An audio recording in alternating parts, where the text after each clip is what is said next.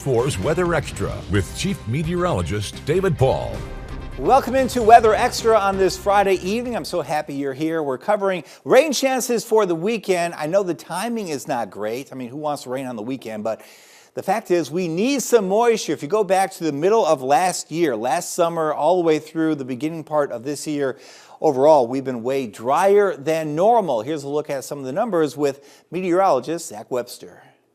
We have been stuck in a long, dry pattern for the last several months here in Dothan, with lots of dry conditions continuing to stick around. There's a look at all of our rainfall totals each month since July of 2024, and you can see a lot of negatives over on the far side of that list, including in August, where we saw less than an inch of rain. That put us over 5 inches below normal for the month of August. Not only did we see several months below normal, we saw several months where we saw those rainfall totals over 2 inches below normal. We did have 1 month that was above normal since July, and that was September of 2024, and that was a lot of tropical influence involved in all of that rainfall. Out of the over 10 inches of rain that we saw, 4.5 of it fell between September 11th and 14th. That all came from Hurricane Francine. Then a little bit later in the month, September 25th through the 27th, we saw close to 5 inches of rain. That came from the moisture of Hurricane Helene.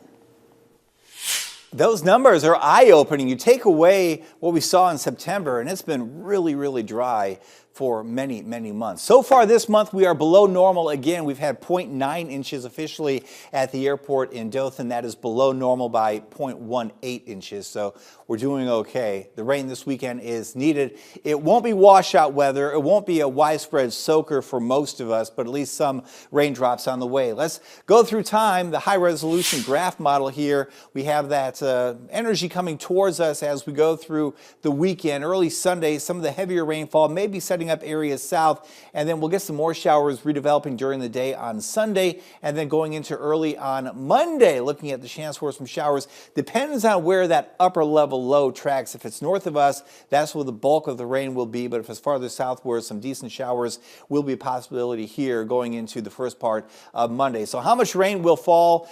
You know, when we forecast, we look at a bunch of different models. We don't put all of our eggs in one basket, so to speak. So if we look at the models overall, we can kind of come up with an average. So let's go through some of these.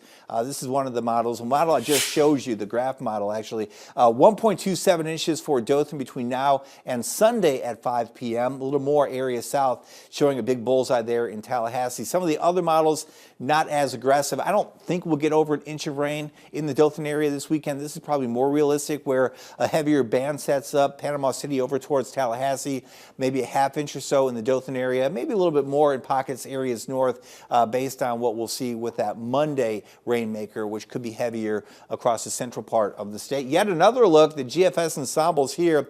Again, you get the general idea that the heaviest band will likely set up areas south, Panama City over towards Tallahassee, with not as much moisture as we go northward. But we'll take any rain we can get, and that won't be the only chance that we see over the next several days. We're tracking another rainmaker for Thursday, and then that system for next weekend, which continues to look rather impressive. We'll look at that in detail coming up next.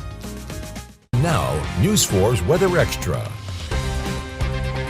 1 week of March is in the books, and we've had one severe weather event. What will week 2 bring? Maybe another severe event looking towards next weekend. We're getting strong signals here in the long-range models for active weather as we go through the second week there of the month into the third week. This is valid for March 14th, 0Z until the 20th. And the bullseye there across the south is accounting for the system that comes in really at the beginning of next weekend through the end of next weekend. That energy way out to the west, one piece of energy comes on through here, bringing us that rain chance as we go through tomorrow into Sunday, into early Monday as well. So that moves on through. Great weather for Tuesday and Wednesday.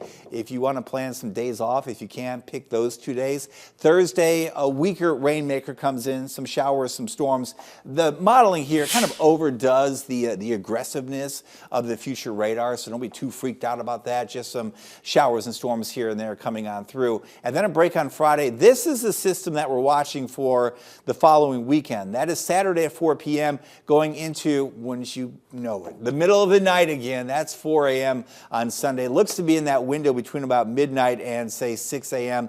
Subject to change. It's still over a week out, but the idea is a very strong area of low pressure will be up over the Midwest. A cold front comes on through, and that means usually the chance for isolated tornadoes and gusty winds and a lot of lightning as well. So let's do our cake of severe weather ingredients. The significant tornado parameter in black there, the black squiggly lines showing up across a good chunk of Alabama by 1 o'clock in the morning. That low-level jet, which is so important, will be there.